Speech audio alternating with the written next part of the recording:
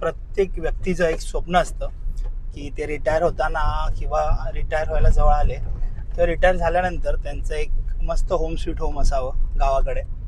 आणि प्रत्येकाला हे वाटतं, खास करून गव्हर्नमेंट ऑफिशियल जे असतात त्यांना पहिलं वाटतं. त्याचं कारण असं, त्यांना सुट्ट्या भेटत नाहीत, सुट्ट्या फार कमी भेटतात. तर तसंच एक गव्हर्नमेंट ऑफिशियल्स आहेत, त्यांचं एक होम स्वीट होम आणि ते होमस्टे म्हणून पण ते यूज करणार. म्हणजे जेव्हा ते रिटायर होऊन येतील तर काहीतरी म्हणतो ना आपण की आपल्याला विरंगुळा हवा किंवा काहीतरी काम हवं. तर तसंच त्यांनाही वाटलं की एवढ्या वर्षाची आपली जी जमापुंजी आहे तर रिटायरमेंट नंतर आपण जर घर बांधतोय आणि एक होमस्टे म्हणून पण ते यूज करणार आहोत तर त्याचा वास्तू दोष होऊ नये आणि त्यांनी काय प्रॉब्लेम होऊ नये.